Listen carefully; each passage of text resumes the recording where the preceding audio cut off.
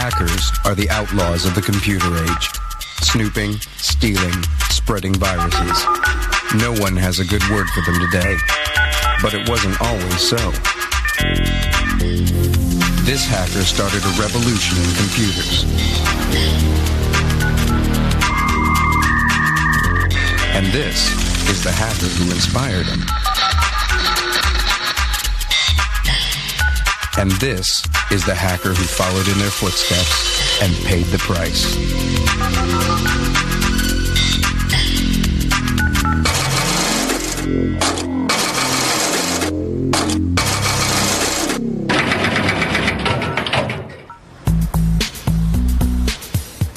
These three technological rebels are the pioneers of hacking.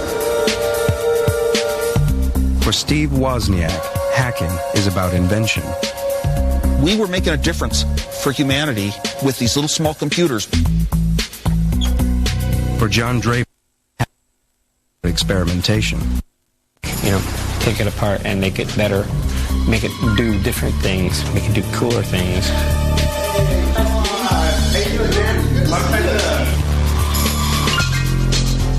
For Kevin Mitnick, hacking is about subversion. It's about the forbidden knowledge. It's about pranksterism, about trying to outsmart the other. It's about the knowledge, the intellectual challenge.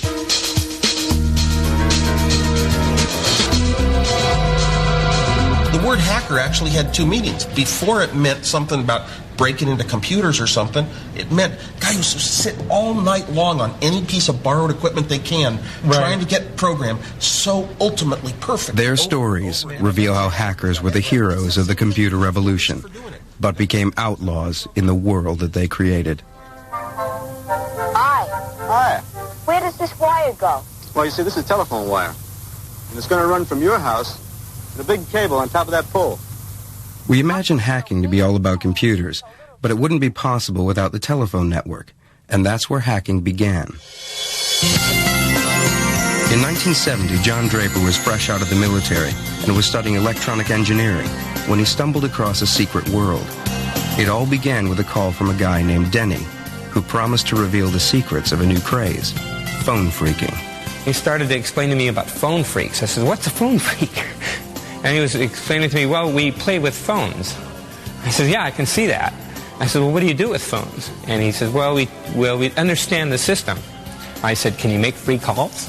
He said, well, why don't you come on over? I got a couple of friends over here that want to talk to you. I go to the door. His dad answers the door. I says, I'm here to see Denny. He says, Doc, come with me. Takes me in his room, open up his room, and it's like pitch dark in there. He says, would you mind turning on the lights? Because they're all blind. They don't need lights.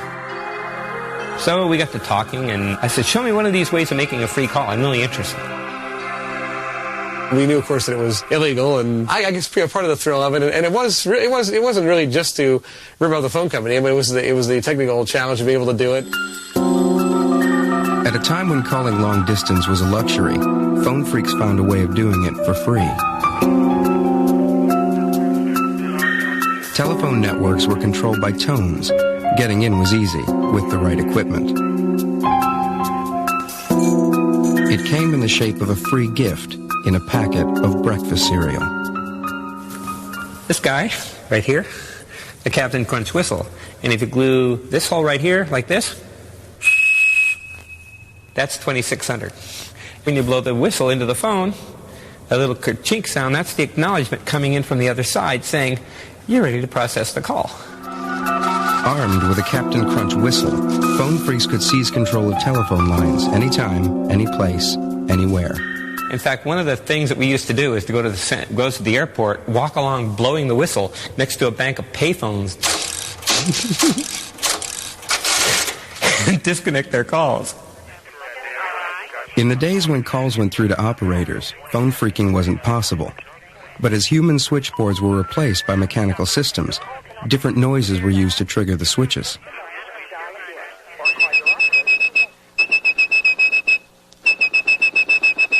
If you had perfect pitch like blind phone phreak Joe and Grecia, you could whistle calls through the network.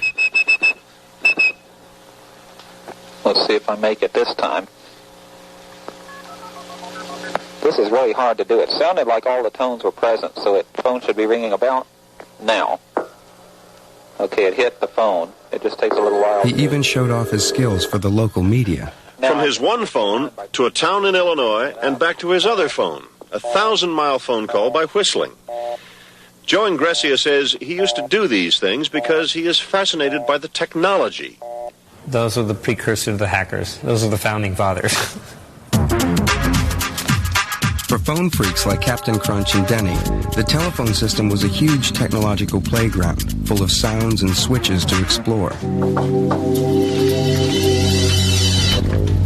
30 years on, they're getting together to relive their exploits. Hi, Denny. Hey, buddy. Going out. Long time no see. Yeah, how you doing? How you doing, Joe? Hey. What's going on, buddy? Denny. Yeah. Let's go phone tripping. I got to try out my new box. The golden rule was never freak from home. If you did, the phone company could trace you. During the time that I was with Denny, I would pile Denny up in the Volkswagen van. Hop on in, dude. We'd go out to the absolute smallest rural area we could find on a map. Go out there and just camp out at a payphone and start hacking.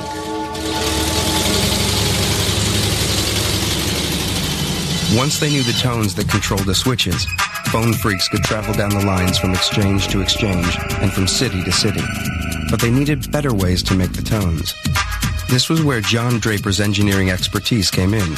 Phone freaking was about to go high-tech with the invention of a gadget called the Blue Box. First thing I did was build a Blue Box. The case you can get down at Radio Shack or anywhere else. It's just a standard old project case. The keyboard pad, I think we got that from like a junkyard or something like that.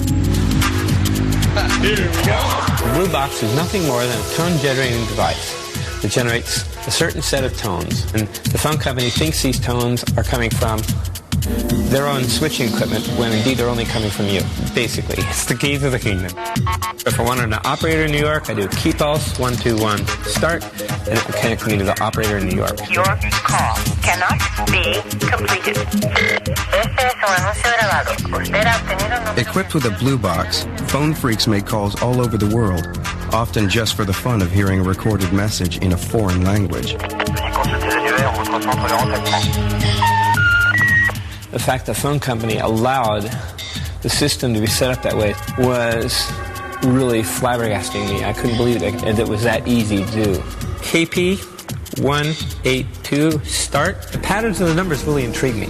I was actually in an upper level access to the phone company. I was in a real raw level of access.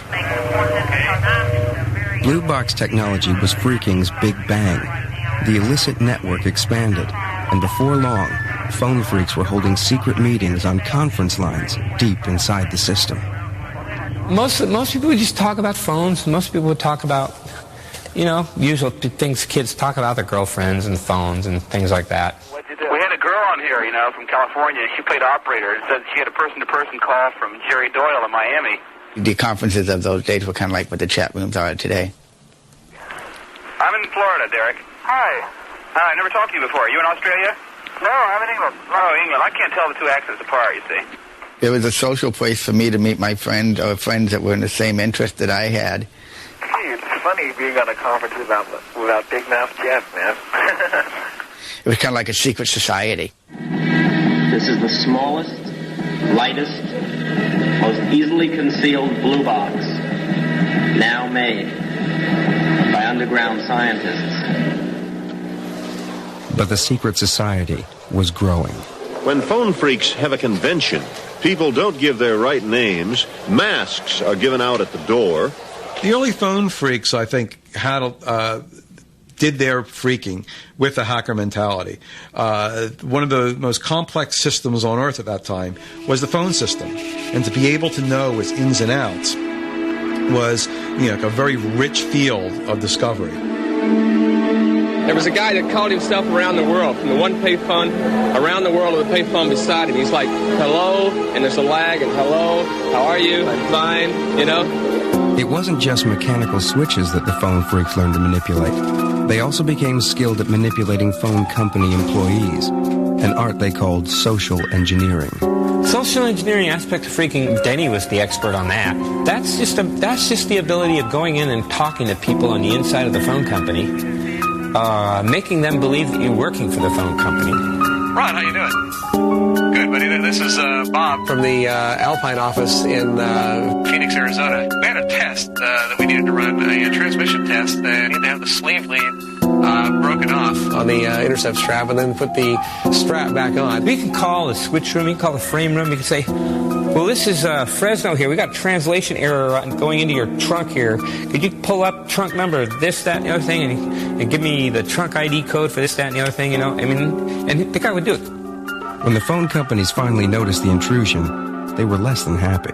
You know, a lot of us were certainly warned a number of times by, phone company special agents and that kind of thing, telephone company security people. The Phone Freaks conferences were soon buzzing with stories about investigations by phone company agents, in particular the notorious Mr. Duffy.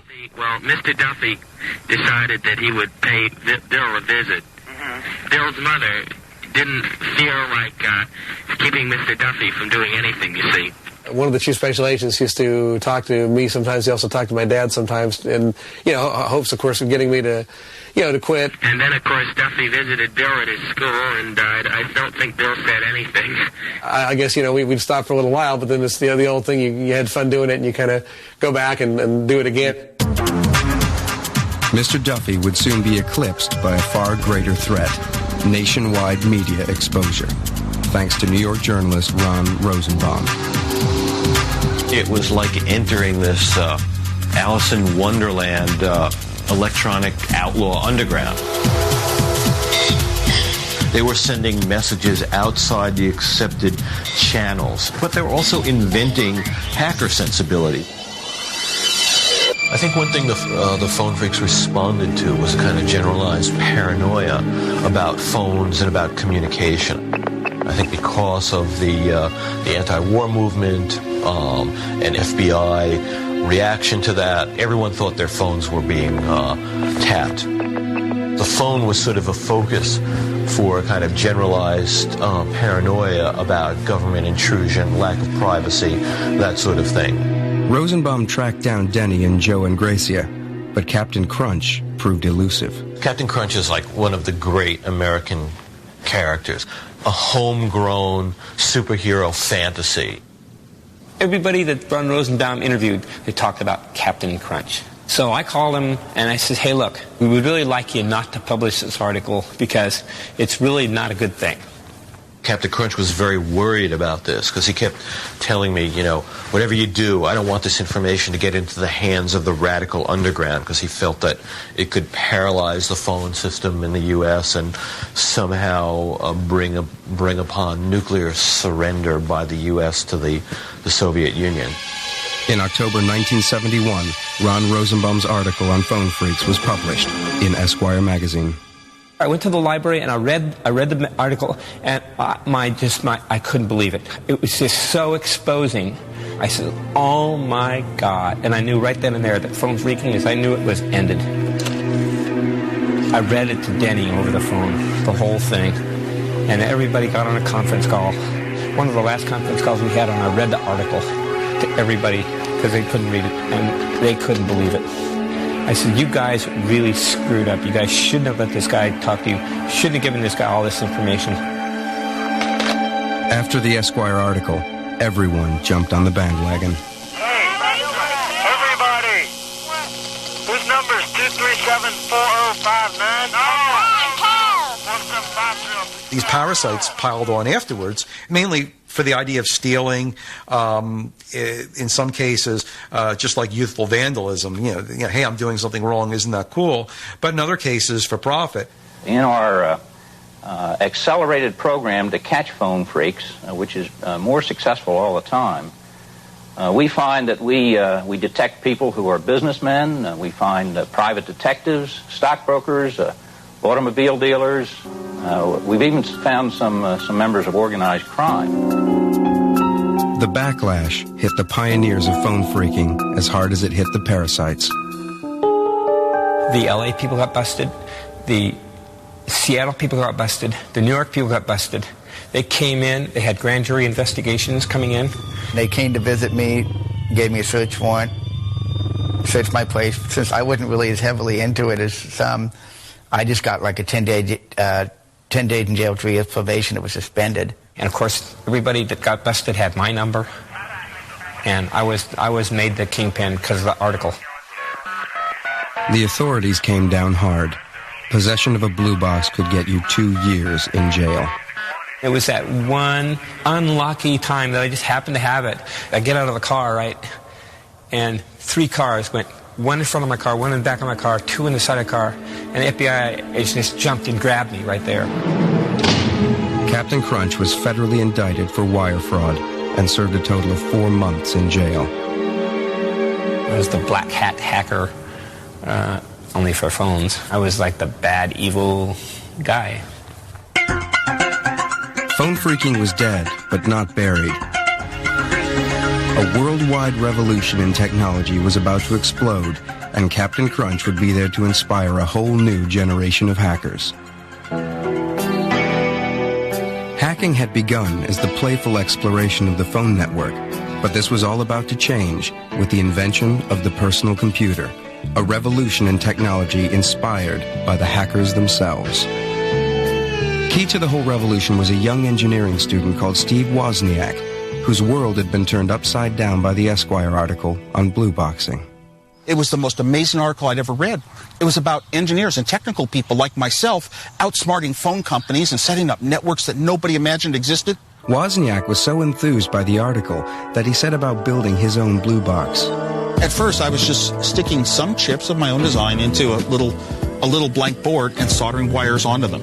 So when I got the blue box built, some of the tones were right and some were wrong. So we started looking for Captain Crunch. After his cover had been blown by Esquire, John Draper was trying to keep a low profile. He'd even stopped his occasional appearances on local pirate radio. Everyone said John Draper was Captain Crunch. So we put a call into the radio station. We asked for John Draper to call us. And they said, oh, he dropped out of sight right after the Esquire article. And we knew we had the right one. 10 minutes later, the phone rang. I said, oh, my God, this is bad news. It was him, and he said he'd come up to Berkeley to meet us in the dorm. And I felt like, like if you were bringing the president home. I kind of walked into this thing not really knowing what was going on. And wanted me to show him how to use the blue box. He just built it. This guy was supposed to be, in my mind, so suave with the girls. And when he showed up at the door, he didn't quite fit the image I had in my head. But he said, I am he, Captain Crunch. And I says, look, you guys, I really don't think I want to do this. He said, it's cool, it's cool. God, I felt like a hero. I said, well, I guess it'll be okay, because I'm in a dorm, and it'd be pretty hard to track any one person making this call. And Juan says, can we call the Pope? I said, I guess so. So I got the number to the Vatican, and we called the Vatican, and we asked for the Pope. And he said, well, the Pope's not available right now. It's like 4 in the morning. Started learning codes that night from John Draper and from other people, and techniques to use in talking operators into things, and started practicing on my own over the weeks and seeing what I couldn't accomplish. And I think I was kind of scared that I could get caught. A couple of weeks later, Wozniak's car broke down. Luckily, he and his college buddy Steve Jobs happened to have their blue box with them. We'll try to make a blue box call back to our friends in Berkeley because they can drive us home. And Steve made the blue box call, and the operator came on the line, and he hung up all scared. And he made the call again, and she came on the line, and he hung up. He was just scared, and a cop showed up. He was inside the phone with a box in his hand. Oh, my God. The cop probably thought we were like druggies because I had long hair. Steve managed to pass me the blue box, and I got it in my coat pocket. And said, what's this? Well, if you push the buttons, they all made tones. So I said, it's an electronic music synthesizer. The cop says, sounds out of tune to me. He says, what's the orange button for? That's the one you see phone lines with. So Steve said, that's for calibration. He said, well, it needs calibrating. This is scary. We knew we were caught. They got us in their car, 2 cops in the front seat, Steve and I in the back, and the cop in the passenger seat turned around. And the cop hands it back to Woz and says, a guy by the name of Moog beat you to it. The Moog synthesizer. While Steve Wozniak and Captain Crunch were messing about with phones, the big boys at the corporations in nearby Silicon Valley were making great advances in computer technology. But in the early 70s, computers were still vast impersonal machines, serving vast impersonal corporations. Computers were started, for code breaking, tracking missiles, wartime uses. And that really is the origin of where the modern computer came from. And then it moved to these big business database, applications. Computers had been seen as things to never touch, never even be in the same room with a computer.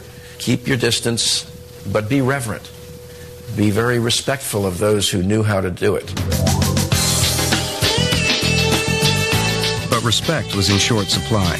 In the late 1960s, even computer engineers had a counterculture.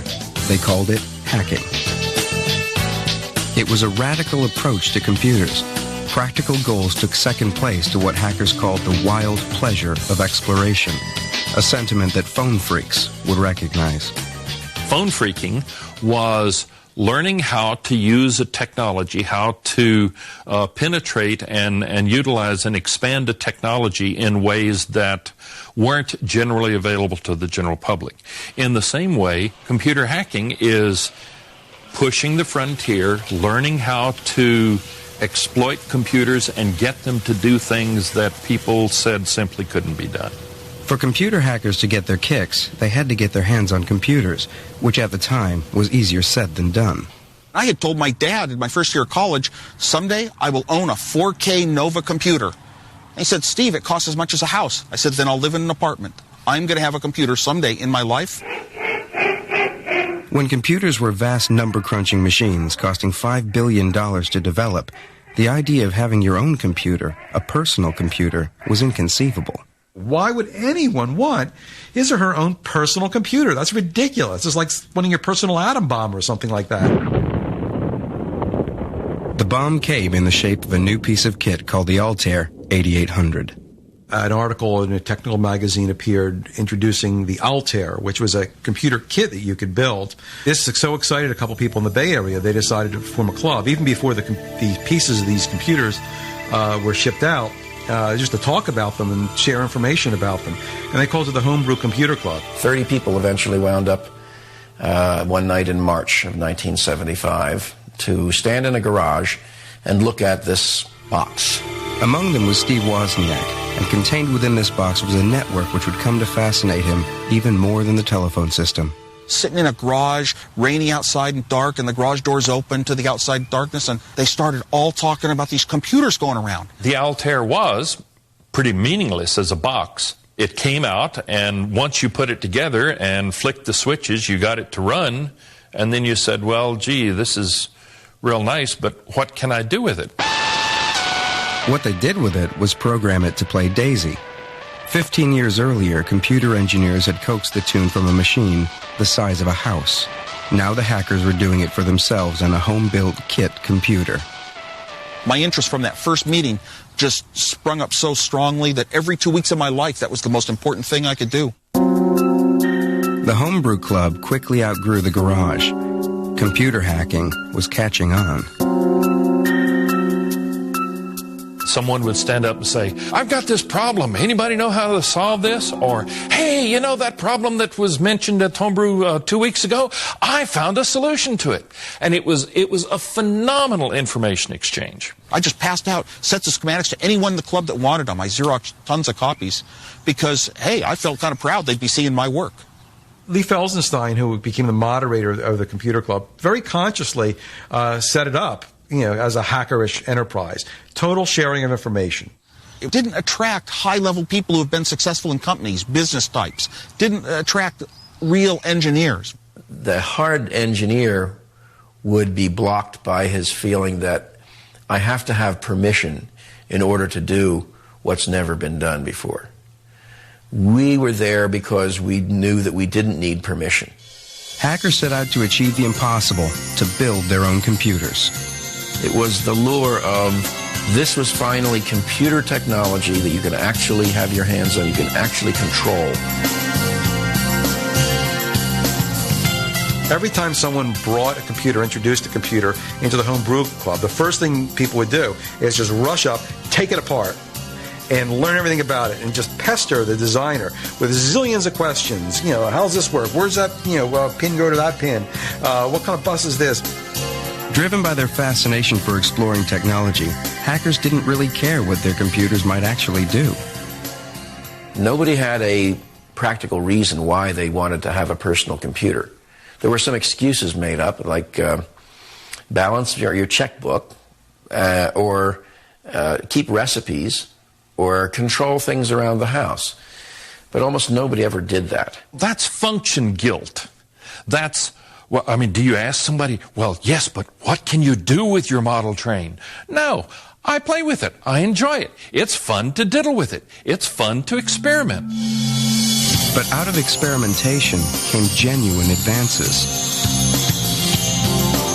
My head started drifting and thinking, and came up with a clever little trick that if I just took a bit of data and circled it around in a circle, it would, oddly enough, if I kept the timings exactly perfect and right, it would show up as color on a color TV. It's my belief that the really important things we have on the computers came from the hackers. The homebrewers made computers do unthinkable things. They played games and music on them. They created graphics and drawing programs. At Homebrew, hacking was enjoying its golden age. Steve Wozniak labored day and night in his garage to produce his perfect computer. Woz, I believe, qualifies as the greatest all-around hacker. He could design the hardware, he could design the software right from the pencil and paper level and make it go. If anybody ever looked at my circuit, they would start to see that, whoa, this guy doesn't just do straight designs like you're taught. He could see things that other people don't see, and make connections that other people don't make. What I love about hackers is that they have a different, maybe enhanced way of looking at the world to make those kinds of connections. Hackers would experiment with any hardware or software they could get their hands on, even if they didn't own it. But not everyone was into the idea of sharing. In 1976, the Homebrew Club received a stinging letter from another computer pioneer. As the majority of hobbyists must be aware, most of you steal your software. Who cares if the people who worked on it get paid? Most directly, the thing you do is theft. In what became a key moment in the history of the computer industry, Bill Gates wrote an angry letter to the homebrew people saying, wait a minute, I wrote this for money. You can't distribute this. This isn't free. This is work. Bill Gates' letter was a sign of things to come. Personal computers were about to become big business, as Steve Wozniak found out when his garage invention became the first Apple computer. In inventing the Apple I, he really didn't care about inventing a product. He just wanted a computer that would work the way he wanted it to, that had all the peculiarities to it and all the design features in it that a computer hobbyist would like to have. Steve Jobs, his high school buddy, who didn't do the hardware or the software, said, oh, hey, we could sell these things. And Woz says, well, cool, man. Wozniak and Jobs' new company quickly followed the Apple I with the Apple II. Woz's hobby computer was transformed into the hottest consumer product around. The Apple II introduced the idea that it was completely in a plastic case like a hi-fi or a radio that you bought. You just take it home and turn it on and it starts working. Assembling the first apples by hand in Woz's bedroom, it had looked like a bit of a long shot. But the balance sheet at Apple soon told a different story. I got a phone call from Steve, and he said, guess what? I got a $50,000 order. When you're putting up a few $100 each, wondering if you're getting your money back, and he says he's got a $50,000 order, it is such a huge shake in your world. What? By 1982, Apple sales had reached over $500 million a year. But hacking and business were not compatible. The days of the Homebrew Computer Club were numbered. Maybe I went to a few more homebrew meetings, but pretty much it started becoming not the big thing in my life. The big thing in my life started becoming more and more Apple Computer, the company. Now I had to put, more of my full-time energy into things that were going into products being sold. With companies like Apple forming and becoming serious businesses, secrets became introduced into it. You couldn't tell your colleagues in the Homebrew Computer Club what your product plans were. what you were working on, because competitors might be there and they would say, oh, Apple's doing that, let's get a similar project going ourselves. I think it ultimately led to the end of Homebrew. The Homebrew Computer Club met for the last time in 1986, leaving behind not just Apple, but 23 computer companies founded by its members. Hackers could claim to have created the modern world, but it was a world in which they would no longer be welcome.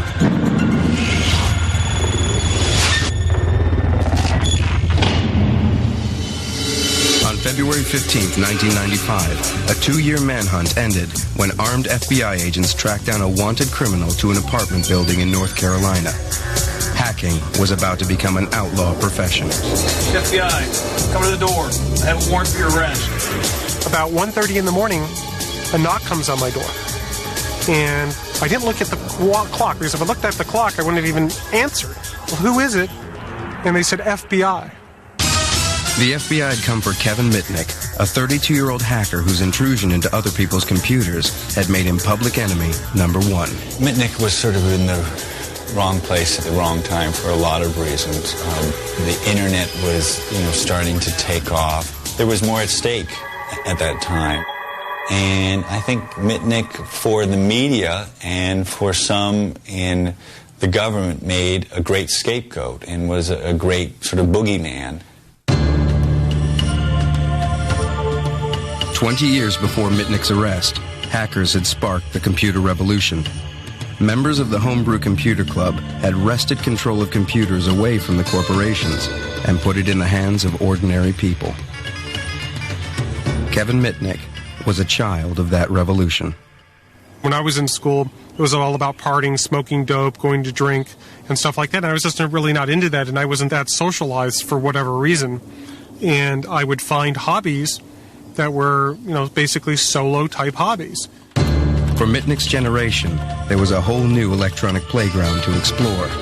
Corporations and government agencies were beginning to link up their computers.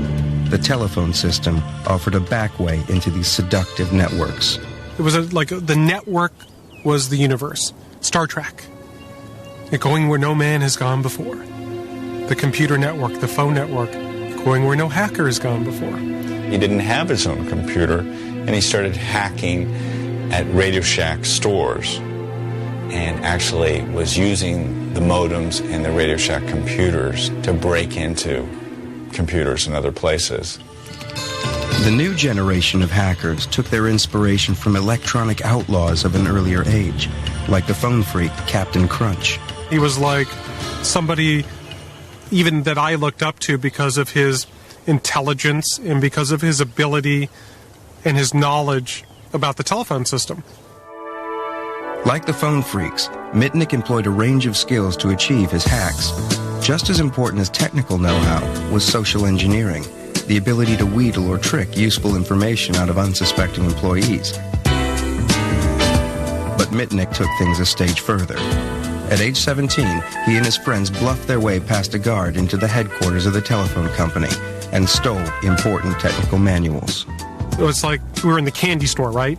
We wanted to read all the manuals to figure out how this whole system worked. The offense earned him a juvenile sentence. The phone company was just irked that somebody had the audacity or the chutzpah to go do this type of stuff and didn't care about their security procedures, and their security procedures were ineffective. Mitnick's arrest set the pattern for the future. Kevin kept getting in trouble. Kevin had this really remarkable ability to keep getting arrested. Mitnick wasn't the only one getting into trouble.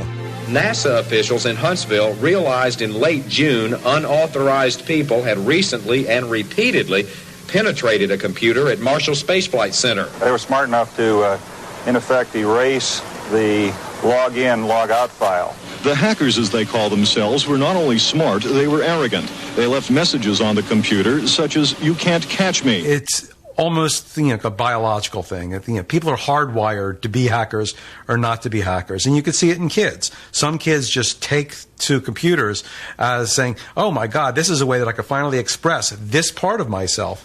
The phone taps led the FBI to the homes of 4 teenagers, all of whom attend an exclusive high school. That's where Michael Strickland says he got the NASA computer number. And it was listed on the list as a regular Huntsville modem number, which was obviously a mistake, but I just decided to give it a call. The term hacking began to become affected by people who weren't infused with a hacker spirit doing break-ins. There were these teenage computer break-ins that managed to get hold of passwords or use system weaknesses to get into other computers. It took a Hollywood movie to turn irritation into panic. All of a sudden, there's this movie that becomes a #1 box office hit of war games, and that really glorifies the ability to use computers to break into these very powerful systems and almost start World War III. The meaning of the term hacker flipped overnight.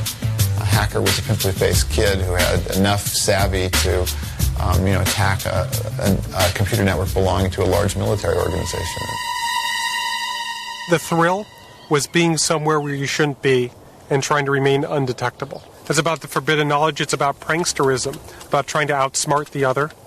It's about the knowledge, the intellectual challenge, circumventing certain computer security measures. It's about, an escape, too. As the computer network expanded, so did Mitnick's passion for exploration. He was now in the habit of leaving his wife, checking into a cheap motel, and hacking 24/7. With the advent of the internet, there was no holding him back. To this day, the internet is difficult to secure because it was really built to get those pieces of information moving around without encumbrances. And, it was built on open principles. You can't own the IP protocols that run the internet, so everyone could use them. But times were changing fast. Hacking's frontier days were over. The internet was set to become a tool of business. Hackers were no longer welcome. Back in the late 70s and early 80s, computer hacking was actually encouraged. It was the cool thing to do. It wasn't really looked at as a crime, but as a cutesy pranksterism type hobby. And as society changed around me, because I was just so into phone phreaking and computer hacking because of just the passion and the interest that it had for me, that I completely ignored how society was changing around me. The exploits of hackers like Mitnick became a problem for law enforcement. Things had changed. This wasn't the world of the homebrew computer club. Hacking was a matter for the FBI. Cybercrime has gained a higher profile as computers and the internet have become more pervasive, and we've gotten a lot more complaints. But this was a new kind of crime. There were no broken windows, getaway cars, or fingerprints. We've had to keep pace with not only the new technology, but the new innovative techniques of the perpetrators. Undeterred, Mitnick chose bigger and bigger targets. In 1988, he hacked into the network of computer giant DEC and copied details of top-secret software. Before long, the FBI were onto him. We opened an investigation into his theft of developmental operating system software from Digital Equipment Corporation, and he was arrested in 1988, pled guilty in 1989, and subsequently sentenced to federal prison time. DEC claimed the dark side hacker had caused $4 million of damage. In court, Mitnick realized just how frightened the world had become of hackers. I had a federal prosecutor walk into court and tell a federal magistrate that if Mr. Mitnick got near a telephone in the prison that inmates could use to make collect calls, that he could start a nuclear war. And I'm sitting there in court, right? I'm going, well, the judge isn't that stupid. The judge really believed a lot of the hype in the case and put him in solitary confinement. So he threw me into solitary confinement for 8 months based on some fear that I could start a nuclear war from the payphone. He had, I believe, at most an hour out of his cell during a 24-hour day in shackles. And Mitnick was extremely bitter about this. In 1989, after a year in jail, Mitnick was released on probation in order to attend a rehabilitation center for what the judge had called his computer addiction. Eventually, he was allowed home to his father's apartment, but he was a marked man. The phone company were monitoring all 3 of my dad's telephone lines at our apartment. I wanted to find out who was behind it all and why. So I figured out who the investigators were at Pacific Bell that had this equipment set up. So I went about collecting intelligence. And how does one collect intelligence? By intercepting communications. So I was able to get their voicemail passwords for their voicemail system, like you have one for your home. I was listening to the messages and trying to gain any information they were discussing me. Well, the government characterized it as breaking into a computer. So they issued a warrant for violating my supervised release, and I was just pissed off. So I just said, hey, catch me if you can. When the FBI came to arrest Mitnick in December 1992, he was gone. He was on the run because he didn't trust the government and he didn't trust the FBI, and he believed if he talked to them, they would put him back in jail and he would be right back in solitary, and he'd do anything not to be back in that cell again. It was an adventure. I went to a town, went to a hotel, found a place to live, found employment at a law firm, and just started my life from scratch. But of course, I had to build a past. And I did that myself by, built fake references, built an identity so I can support myself. What I did is I downloaded all the information of everybody that graduated with a computer science degree, and then I looked for a name that I would like. And I saw this name, Eric Weiss. And I knew that Eric Weiss was the real name of Harry Houdini. Because I was working at this law firm in Denver for about a year, a little bit over a year, under the name of Eric Weiss. And what my downfall was is I could continue to still engage in my hobby of hacking. Mitnick could break into a system by calling people on his cell phone while he was walking home, conning managers, secretaries, even executives into information. Kevin was systematically attacking the computers of some of the world's largest cellular telephone manufacturers, and he was stealing their source code. Mitnick was now hacking with a purpose, to keep one step ahead of the law. By hacking into mobile phone companies and copying the blueprints to their phones, he was able to make untraceable calls. He was able to elude us by virtue of knowing the telephone and the computer systems well enough to know what could be figured out and how quickly it would take to do that. So he definitely played the systems well.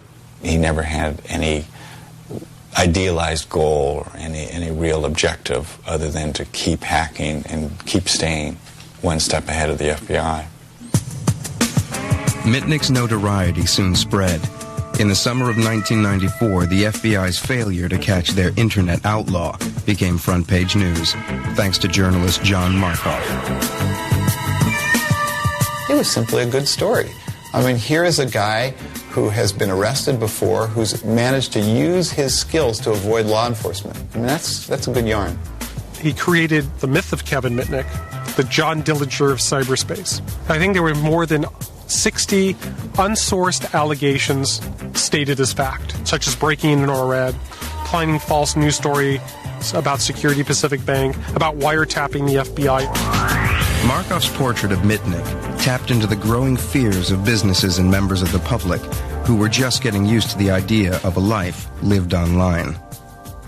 That was the time when the internet was being talked about, the World Wide Web was coming out, and people were actually saying, we can make use of this in our daily lives and in business. And if we're going to be using this in business, we're going to need to make sure that it's secure, because if I'm going to put in millions of dollars and I'm going to have customer information or company information available to anybody over the net, I want to make sure it's available only to those people who I want it to be available to. Every one of us rely on computers in our everyday lives. Transportation, banking, Wall Street.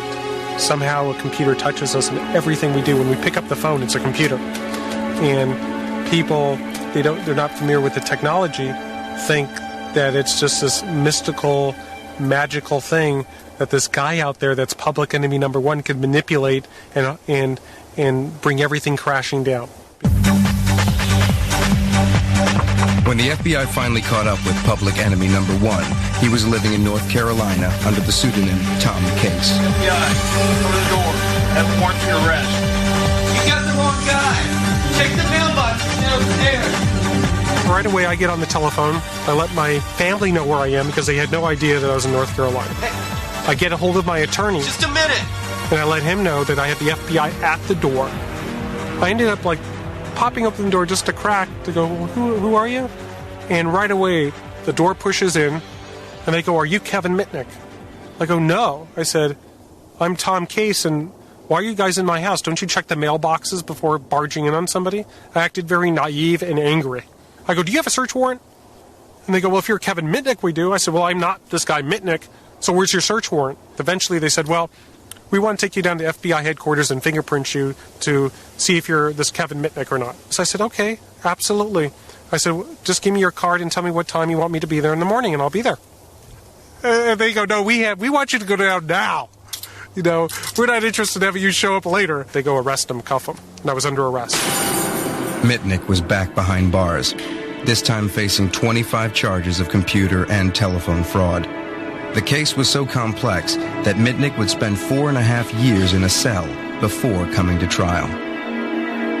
He was thrown in a county jail. He was actually beaten up. A lot of things were done to let Kevin know that the government was going to play hardball.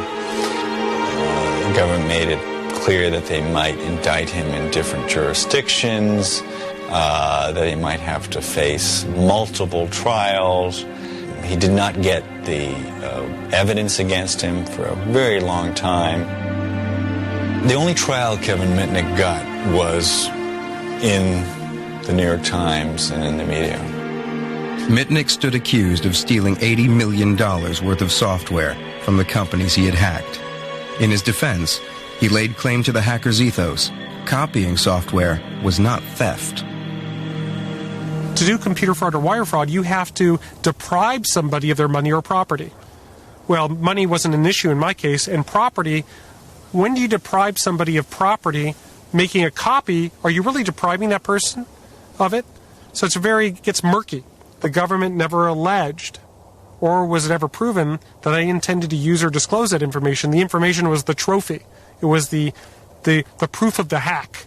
Mitnick may have been a folk hero for hackers, but others didn't see it like that.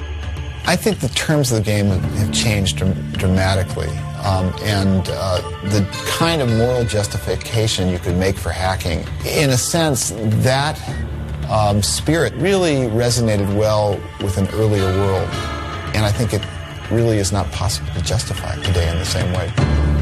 In 1999, Mitnick was sentenced to 5 years in jail, most of which he had already served while awaiting trial. It was a longer sentence than that served by many killers. He was let out on supervised release early last year. So I'm under such stringent conditions of supervised release that if I were to touch this computer, I would probably get sent back to federal prison.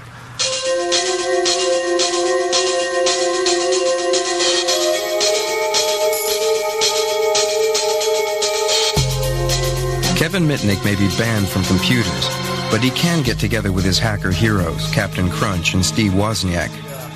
It's more sensationalist to make it sound like hackers are a threat to our lives and our securities and our money and everything in the world. And people who don't understand, curious minds, there's always going to be a group of bright kids that are a little bit technical and start looking beyond, what if this, what if that? These pioneers find it hard to come to terms with hacking's outlaw status.